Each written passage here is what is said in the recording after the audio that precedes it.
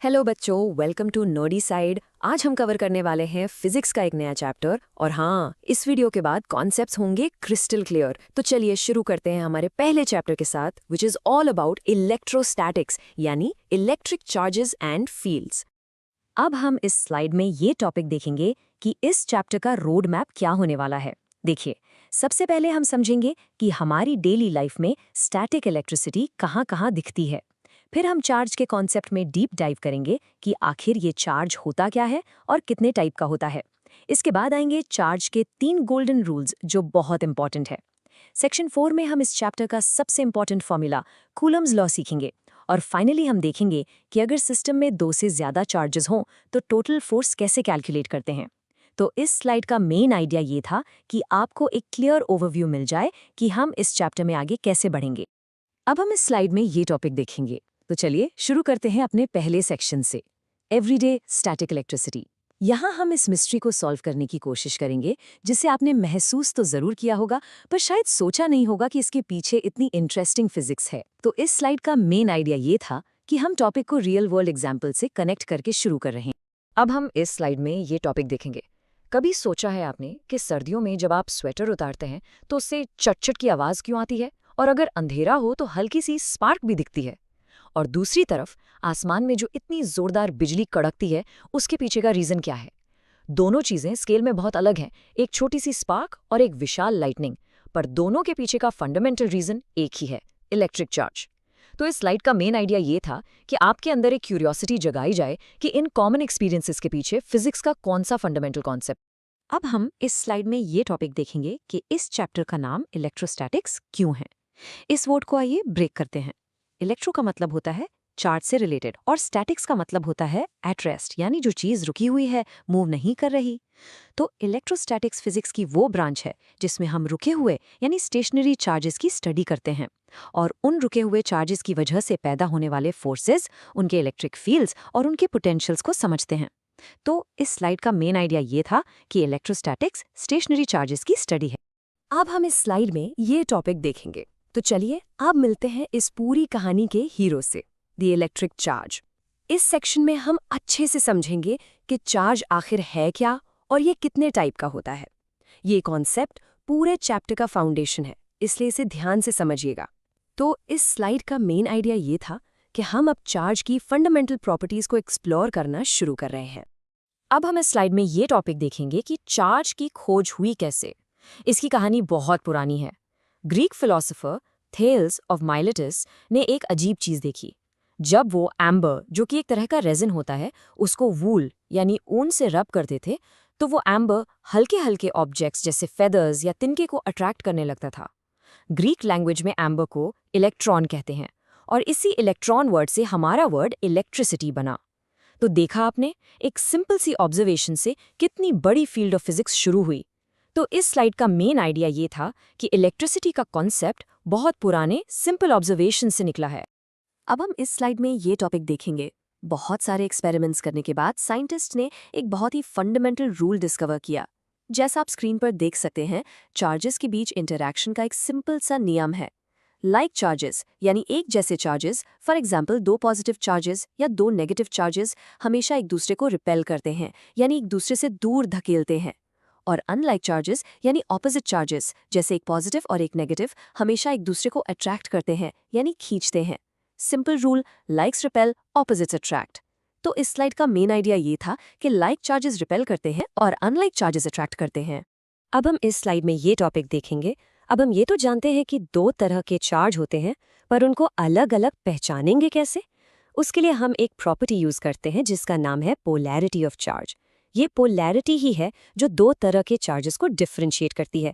इसका नामकरण, यानी एक को पॉजिटिव प्लस और दूसरे को नेगेटिव माइनस, कहने का credit American scientist Benjamin Franklin को जाता है। ये बस एक कन्वेंशन है, पर पूरी दुनिया में यही यूज होता है।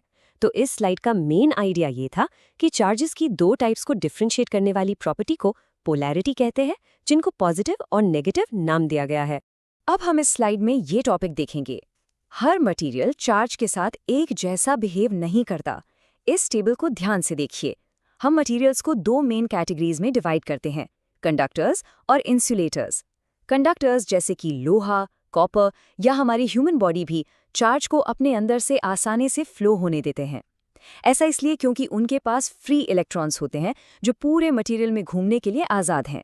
इसी वजह से जब आप एक कंडक्टर को चार्ज देते हैं वो उसकी पूरी सरफेस पर इवनली फैल जाता है। दूसरी तरफ हैं इंसुलेटर्स, जैसे ग्लास, प्लास्टिक या सूखी लकड़ी। ये चार्ज को फ्लो होने से रोकते हैं, यानी हाई रेजिस्टेंस ऑफर करते हैं। क्योंकि इनके इलेक्ट्रॉन्स अपने एटम से टाइटली बंधे होते हैं, वो फ्री नहीं होते।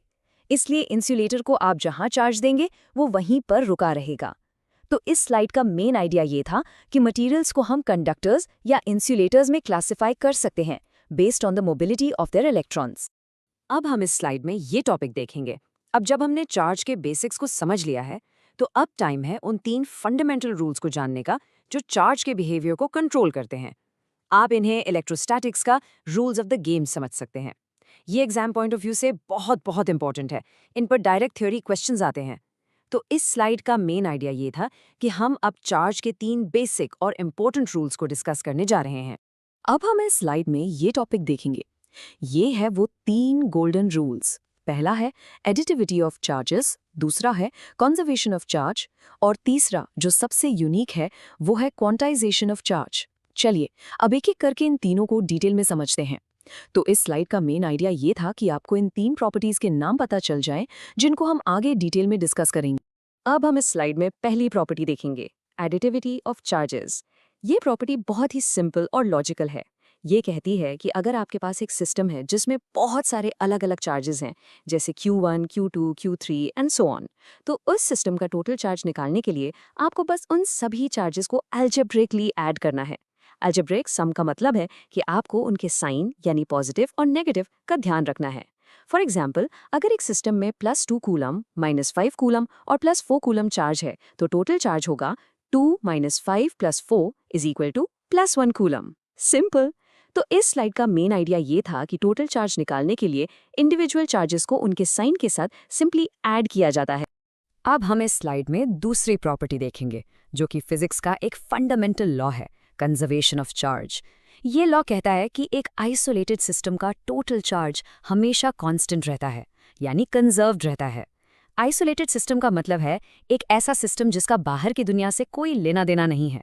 सिंपल शब्दों में, आप चार्ज को ना तो पैदा कर सकते हो ना ही डिस्ट्रॉय कर सकते हो। चार्ज बस एक बॉडी से दूसरी बॉडी पर ट्रांसफर हो सकता है। जब आप कांच की रॉड को सिल्क से रगड़ते हो तो नया चार्ज नहीं बनता, बस कुछ इलेक्ट्रॉन्स रॉड से निकलकर सिल्क पर चले जाते हैं। इससे रॉड पर जितना पॉजिटिव चार्ज आता है ठीक उतना ही नेगेटिव चार्ज सिल्क पर आ जाता है। टोटल चार्ज हमेशा सेम रहता है। तो इस स्लाइड का मेन आइडिया ये था कि charge is always conserved in an isolated system. अब हम इस स्लाइड में तीसरी और सबसे इंटरेस्टिंग प्रॉपर्टी देखेंगे, क्वांटाइजेशन ऑफ चार्ज। इस कॉन्सेप्ट को ध्यान से सुनिए। ये कहता है कि नेचर में आपको चार्ज किसी भी रैंडम वैल्यू में नहीं मिल सकता। चार्ज हमेशा डिस्क्रीट पैकेट्स यानी फिक्स्ड बंडल्स में ही एग्जिस्ट करता है। इसका मतलब है कि चार्ज कंटिन्यूअस नहीं है। सबसे छोटा चार्ज जो आज़ाद रूप से एग्जिस्ट कर सकता है वो है एक इलेक्ट्रॉन या एक प्रोटॉन का चार्ज, जिसे हम E से डिनोट करते हैं। तो किसी भी ऑब्जेक्ट पर जो टोटल चार्ज होगा वो हमेशा इस बेसिक यूनिट E का इंटीग्रल मल्टीपल ही होगा। मतलब चार्ज 1E, 2E, 10E या -5E हो सकता है, पर कभी भी 2.5E या 0.3E जैसा नहीं हो सकता। तो इस स्लाइड का मेन आइडिया ये था कि charge exists in discrete packets which are integer multiples of the fundamental charge. अब हम इस स्लाइड में क्वांटाइजेशन का फॉर्मूला देखेंगे। देखिए, ये है Q = NE। इस सिंपल से फॉर्मूला में Q है किसी भी बॉडी पर टोटल चार्ज, E है वो बेसिक यूनिट ऑफ चार्ज यानी एक इलेक्ट्रॉन का चार्ज, जिसकी वैल्यू होती है 1.602 × 10⁻⁻19 कूलम्स, और सबसे इंपॉर्टेंट है N।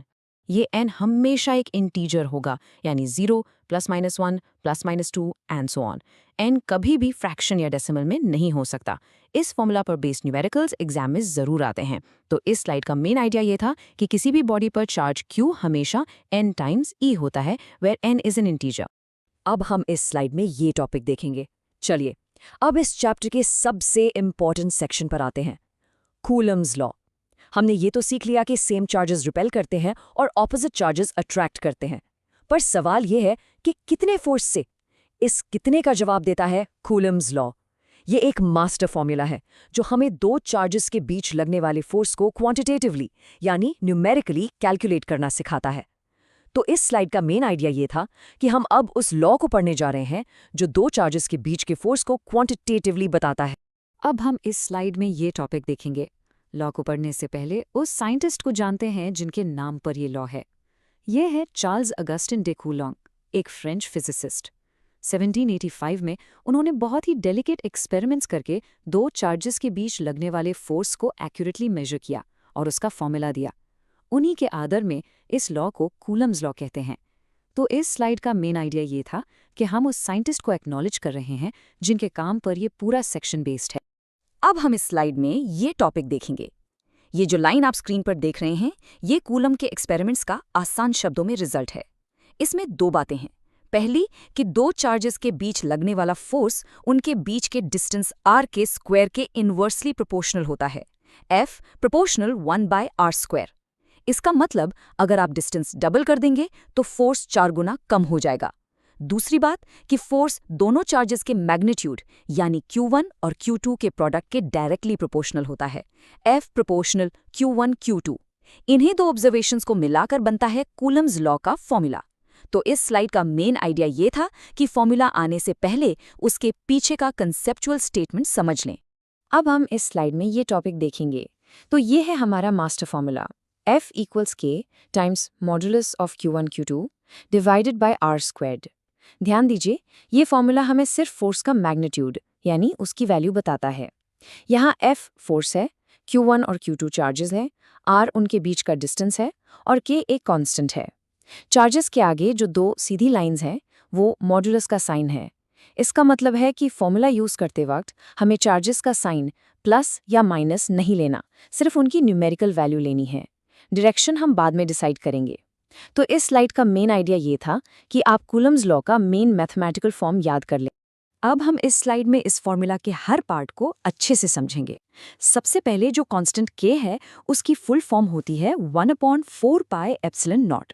जब भी न्यूमेरिकल सॉल्व करें याद रखें फोर्स F न्यूटन्स में होगा, चार्जेस Q1 Q2 कूलम्स में और डिस्टेंस R हमेशा मीटर्स में। अगर डिस्टेंस सेंटीमीटर में दिया है तो पहले उसे मीटर में कन्वर्ट करना है। ये कॉमन मिस्टेक है। अब ये नया सिंबल ε0 ये कहलाता है परमिटिविटी ऑफ फ्री स्पेस। इसकी वैल्यू 8.854 × 10⁻⁻12 होती है।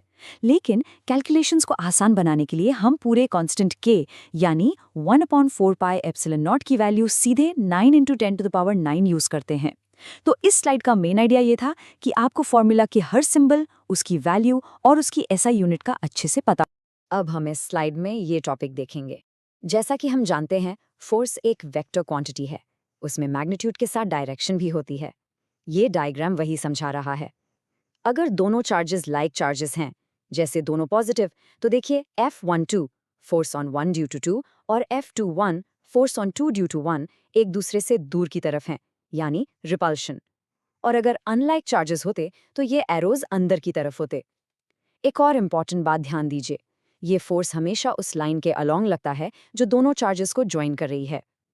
तो इस स्लाइड का मेन आइडिया ये था कि फोर्स एक वेक्टर क्वांटिटी है, so its direction is crucial, which this diagram perfectly illustrates. अब हम इस स्लाइड में ये टॉपिक देखेंगे। कूलम्स लॉ दो चार्जेस के लिए तो आसान है, पर सोचिए अगर किसी सिस्टम में दो से ज्यादा चार्जेस हों, 3, 4 या n चार्जेस, तब किसी एक चार्ज पर टोटल फोर्स कैसे निकालेंगे? यही प्रॉब्लम हम इस आखिरी सेक्शन में सॉल्व करना सीखेंगे। तो इस स्लाइड का मेन आइडिया ये था कि हम अब कूलम्स लॉ को दो से ज्यादा चार्जेस वाले सिस्टम पर अप्लाई करना सीखेंगे। अब हम इस स्लाइड में इस प्रॉब्लम का सॉल्यूशन देखेंगे, जिसका नाम है प्रिंसिपल ऑफ सुपरपोजिशन। ये प्रिंसिपल कहता है कि अगर आपको किसी एक चार्ज, मान लीजिए चार्ज Q1 पर नेट फोर्स निकालना है, तो आप पहले Q2 की वजह से Q1 पर फोर्स F12 निकालो, फिर Q3 की वजह से Q1 पर फोर्स F13 निकालो, एंड सो ऑन। और आखिर में इन सारे इंडिविजुअल फोर्सेस का वेक्टर सम कर दो। सबसे इंपॉर्टेंट बात यह है कि दो चार्जेस के बीच का फोर्स, जैसे F12, तीसरे चार्ज Q3 के होने या ना होने से अफेक्ट नहीं होता। They are independent. तो इस स्लाइड का मेन आइडिया ये था कि नेट फोर्स निकालने के लिए हम इंडिविजुअल फोर्सेस का वेक्टर सम करते हैं। अब हम इस स्लाइड में एक चैलेंज प्रॉब्लम देखेंगे ताकि हम सुपरपोजिशन प्रिंसिपल को अप्लाई कर सकें। सवाल ध्यान से देखिए। आपके पास एक इक्विलैटरल ट्रायंगल है जिसकी हर साइड की लेंथ L है। इसके तीनों कॉर्नर्स पर सेम चार्ज Q रखा है। अब इस ट्रायंगल के सेंटर में, जिसे सेंट्रॉइड कहते हैं, एक टेस्ट चार्ज Q रखा है। सवाल है कि इस सेंटर वाले चार्ज Q पर टोटल यानी नेट फोर्स कितना लगेगा। हिंट, आपको तीनों कॉर्नर वाले चार्जेस की वजह से Q पर लगने वाले 3 फोर्सेस को अलग अलग निकालना होगा और फिर उनका वेक्टर सम करना होगा। थोड़ी ज्योमेट्री लगेगी, ट्राई जरूर करना। तो इस स्लाइड का मेन आइडिया ये था कि आप अब सुपरपोजिशन प्रिंसिपल को यूज करके इस इंटरेस्टिंग प्रॉब्लम को सॉल्व करने की कोशिश करें। अगर आपको ये वीडियो हेल्पफुल लगी हो तो लाइक करिए, शेयर करिए अपने दोस्तों के साथ, चैनल को सब्सक्राइब करिए और कमेंट करके जरूर बताइए आप नेक्स्ट कौन सा चैप्टर देखना चाहते हो।